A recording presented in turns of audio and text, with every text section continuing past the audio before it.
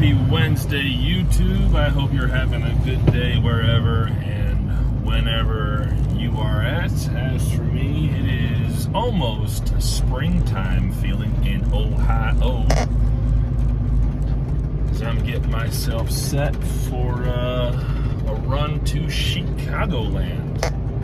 So what in the world am I yakking at you about today? Well, what I'm yakking at you about today is something that it seems like a lot of truckers, as I hear it, tend to neglect doing, that they could otherwise take upon themselves to do, whether it's, because they have a process from their dispatch or their company or whatever the case may be. This is a tight corner. These oncoming traffic folks move first, then I can slide in here. Anyway, what am I talking about here? What I am talking about is the absolutely preposterous levels of information gathering tools that are at our disposal 24/7, 365, thanks to smart devices, the internet, and if you're willing to make use of it, your own brain. Why am I talking about this? Well, I just had a situation at the shipper I was just getting loaded up at, where I had received incomplete information from my dispatch, who had in turn received incomplete information from the broker. All right. So, being the intelligent person that I like to pretend that I am, I hopped on the old internet machine and started hunting down phone numbers to try to call the customer in order to actually verify, okay, this is the information that I have, it is incomplete. I don't have the ability to verify anything about this load at all, so I need to find a way to get this done, get this to work. So what do? I call up the customer, get a hold of the shipping and receiving department for the facility that I'm delivering to, and start asking the intelligent questions. What numbers are you expecting for purchase order, load number, because I have these numbers, do these numbers match your information?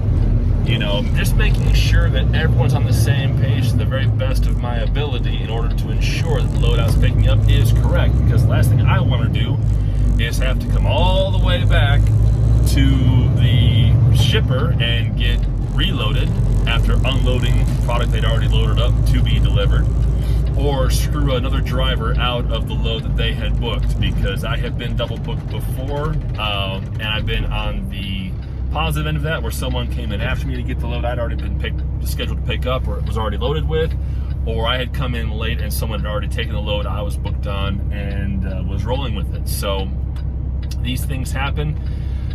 Anyway, so I call the customer, talk to the shipping and receiving department, verify the information, and we all were able to agree, yes, this is the information you have, this information is correct, this load is correct, go ahead and pick this up, get loaded, and we will see you in the morning for your delivery. Fantastic, off the races we go. Situation solved, everyone's happy, and life has found a way, as it were. So, but depending on the driver or the situation, if there's a language barrier, it is much more difficult for such things to be sorted out, for a wide variety of reasons. I remember when I was a company driver for Werner Enterprises back a couple of years ago, well, not a couple of years ago, a year and a half ago or so at this point, there was a typical policy. You call your dispatch first, you call your fleet manager first, then they will sort out the problem, they'll tell you what's going down, and then you just make the adjustment from there. Sometimes that wasn't practical, because at Werner, most of the fleet managers that I was aware of were dealing with anywhere from 30 to 70 trucks. And that's a lot of drivers, most of them single, some of them are not single, solo drivers, some of them team drivers. And so you have a lot of information you've got to keep tabs on, and you've got a lot of information you've got to get sorted out in a real hurry. Sometimes if you need something done, boom, boom, boom, it's got to happen real quick because you've got an issue you've got to get solved right then. You don't have a choice. You've got to get on the phone yourself. You've got to call shippers. You've got to call receivers. You've got to call your intermediary stops. You've got to work things out. Some cases you got to call the broker direct. You got to work the problem the best way you possibly can to make sure that everyone gets taken care of. And that's a situation that it doesn't seem like a lot of drivers avail themselves of the power and the ability to do because they feel that it is not their responsibility. And in some cases, quite appropriately, it is not. Other cases, quite appropriately, it is our responsibility to take the initiative and get the job done, because no matter what, the load is on your truck, so you've got to get that load off your truck somehow, some way, and you've got to do it in a way that's going to benefit you as the driver, your carrier that you're driving for, and the customer you're delivering to, because at the end of the day, the customer, they're the ones who are going to make sure you get paid.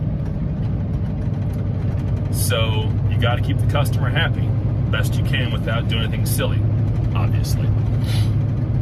So yeah, work the problem. I've made a video about this before, weeks or months ago at this point. It's a lesson that you gotta take it to heart. You gotta buy into it. You gotta just do what has to be done in order to make sure that everything gets sorted out, especially if that load you're on is taking you home, getting you home in time, or it's going to make sure that the load after that gets you home in time. So work those problems. And especially when you have incomplete information, it is doubly important that you're working to verify with whatever valid piece of information you have to get the job done. Because the shipper I was just at, this guy was telling me some stories about a couple of drivers he had come in to pick up loads, and they did not speak good English. I think he told me one was Russian or some sort of Slavic language, maybe Polish. I have no idea. He couldn't specify either. Another guy was Middle Eastern, and they could only give him incomplete information because of the language barrier, so we had to do some guessing to try to figure out what the situation was, where the load needed to get to. And in one situation, he told me that the driver told me, yes, I'm going to this place in this state. Okay, so he loads for that place in that state. Turns out he only had the state correct, the customer was wrong. So he had to come all the way back from that faraway state, get unloaded, get reloaded with the appropriate product, the appropriate order, bring that back to that faraway state, and he did that for free, essentially. So if he was a company guy, his company was not happy with him at all. If he was an owner-operator, he just ate that shipping cost, essentially. Like, his fuel cost alone, at these prices anyway, absolutely annihilated any form of margin of profit he might have had. So that's why it's crucial that we make sure we're doing things as swiftly and as accurately and as safely as possible in order to make sure that everything is taken care of appropriately.